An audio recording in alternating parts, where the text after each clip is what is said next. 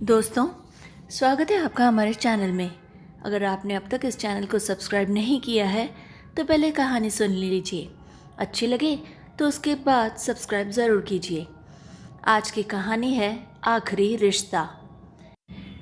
कवि, तुम्हें पता है कल ऑफिस में नए बॉस आ रहे हैं। ये बात तुम मुझे सुबह से 4 बार बता चुकी हो रज़ा, फिर भी तुमने एक बार भी मेरी बात पर कोई उत्सुकता नहीं दिखाई है। कल उनका ऑफिस में पहला दिन है, ज़रा ढंग से बन सवर कर आना। पहला इम्प्रेशन आखिरी इम्प्रेशन होता है। First impression is the last impression.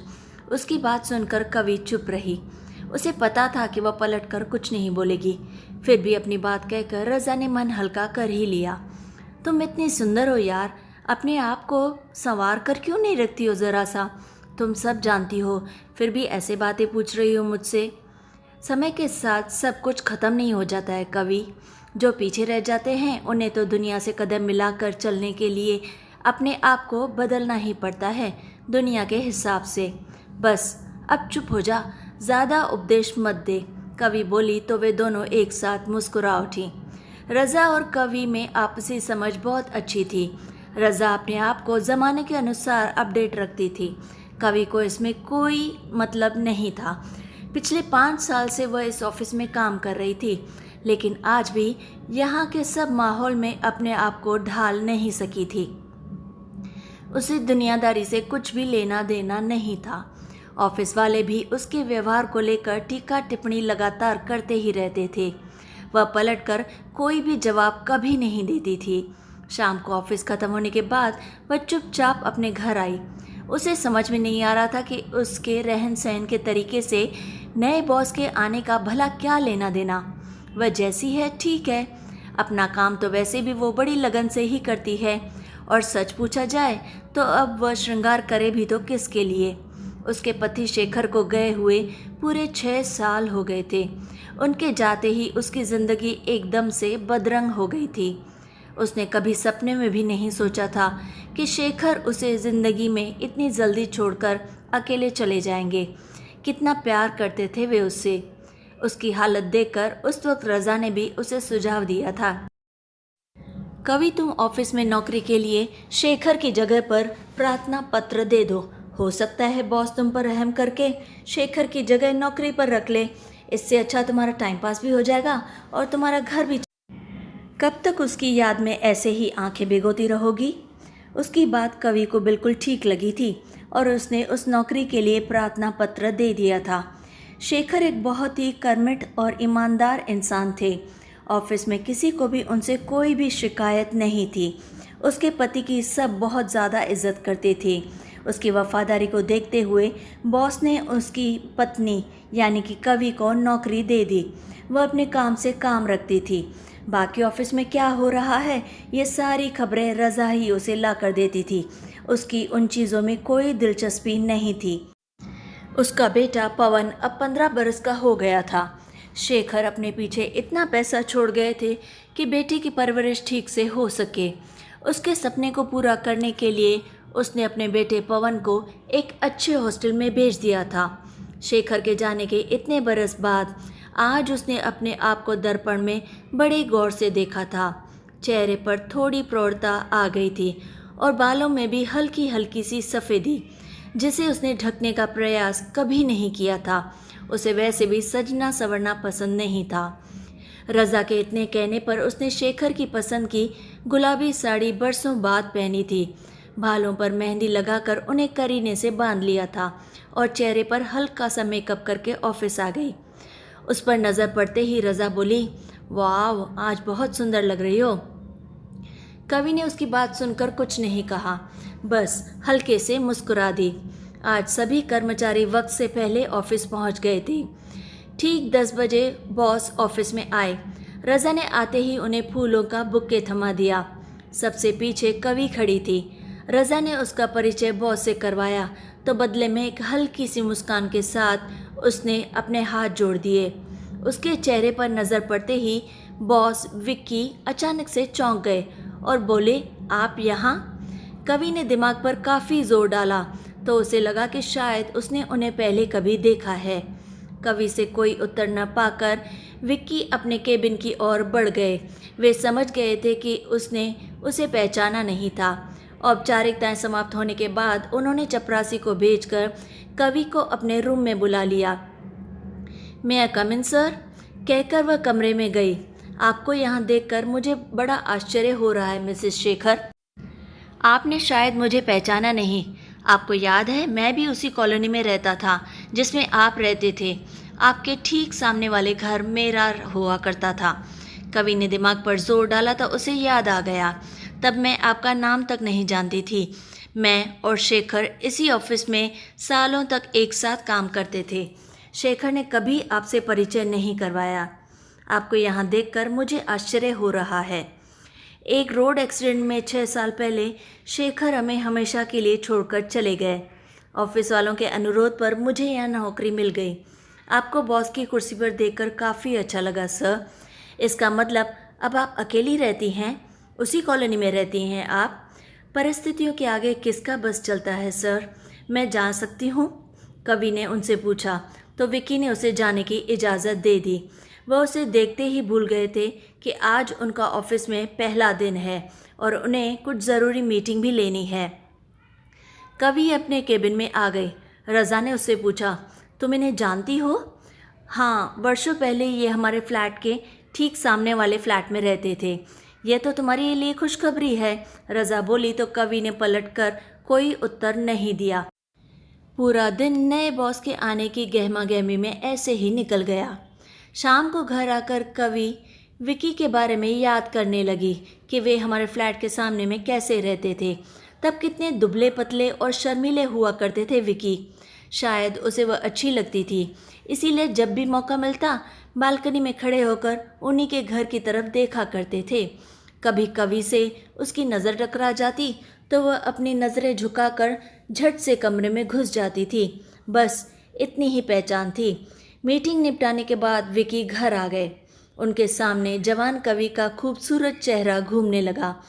कितनी सुंदर और मासूम थी कवि। उसे भी कवि जैसी पत्नी की ही चाह थी। उसने शेखर से दोस्ती बढ़ाने की काफ़ी कोशिश की थी। आखिर एक ही कॉम्प्लेक्स में रहने का कुछ तो फ़ायदा हो, लेकिन शेखर ने उसमें कोई रुचि नहीं ली थी।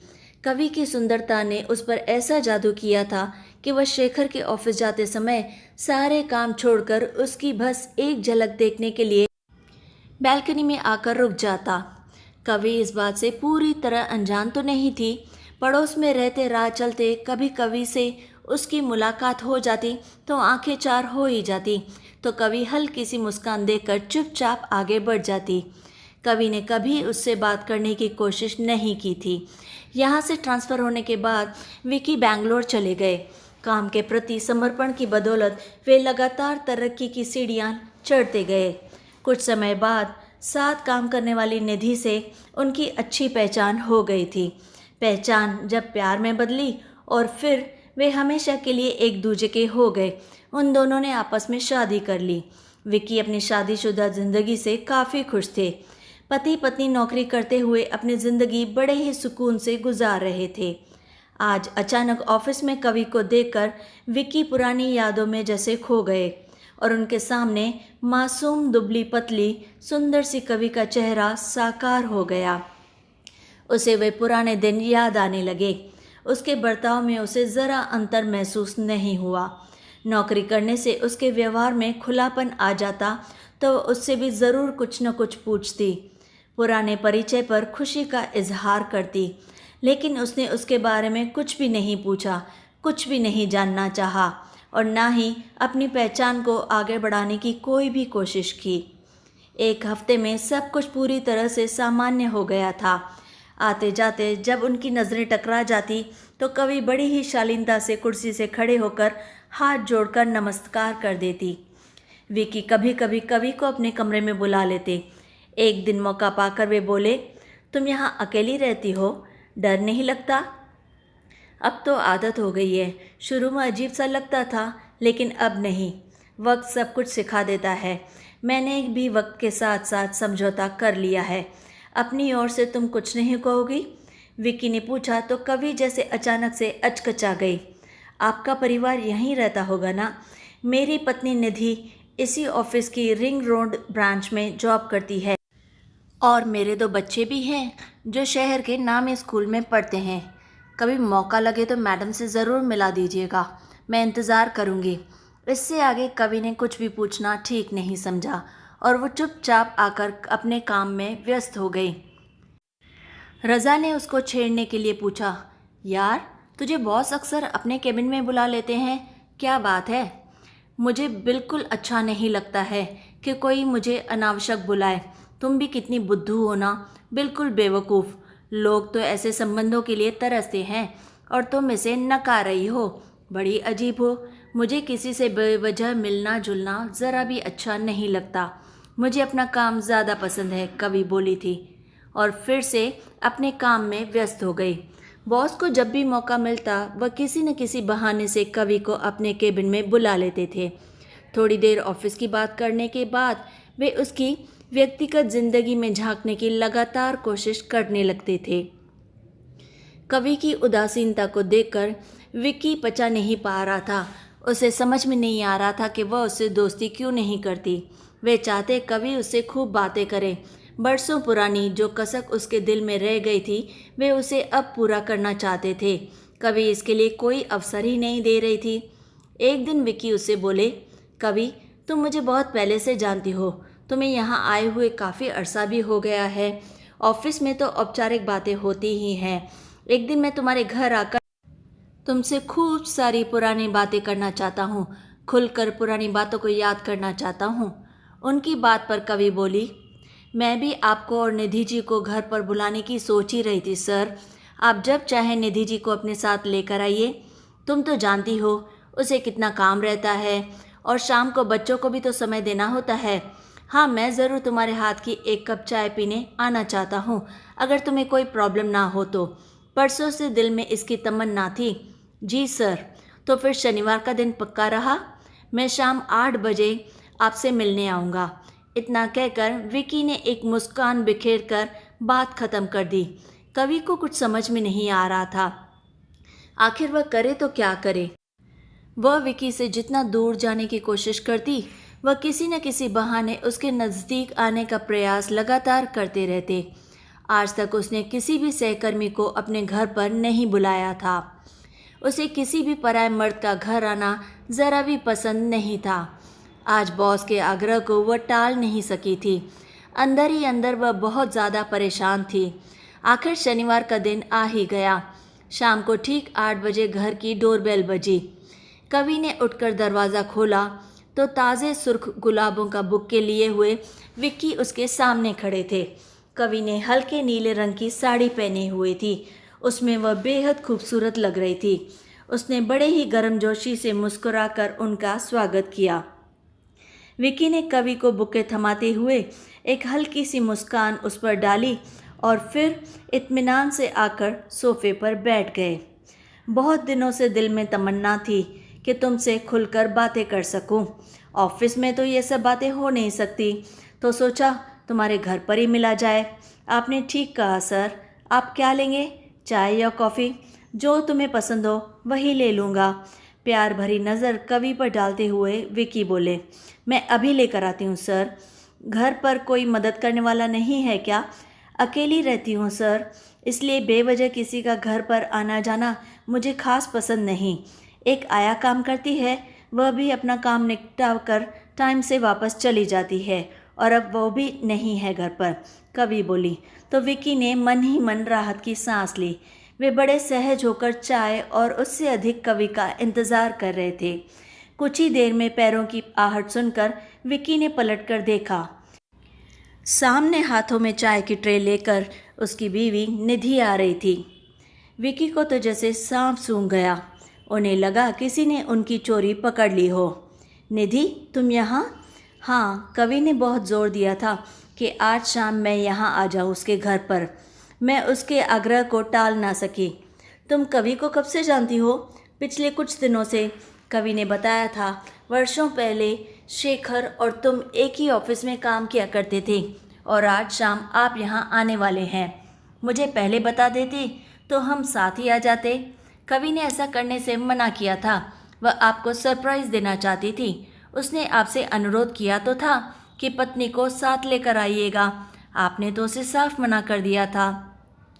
वे तीनों बैठकर बड़ी देर तक आपस में बातें करते रहे।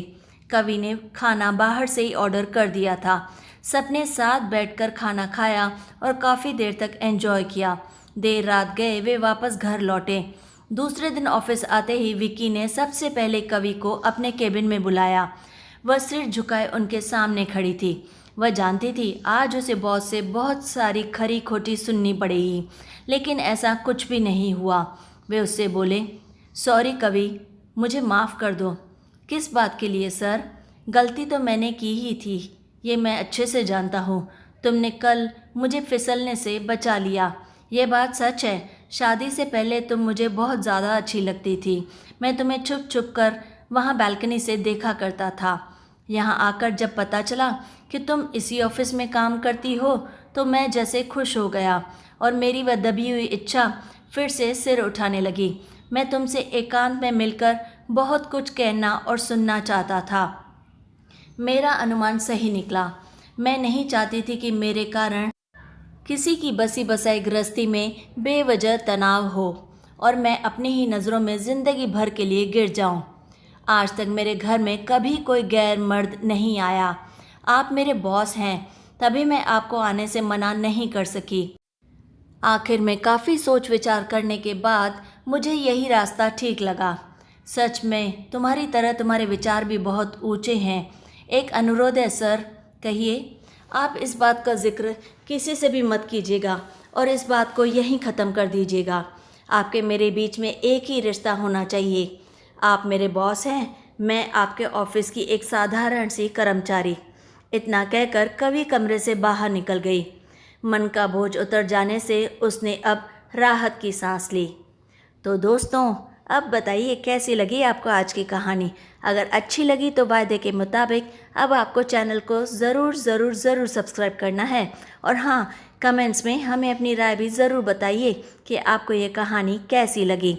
और हाँ, अगर काफ़ी अच्छी लगी हो तो कहानी को लाइक और शेयर ज़रूर करें और चैनल को सब्सक्राइब भी। और फिर रोज़ की तरह लाइक, शेयर एंड सब्सक्राइब।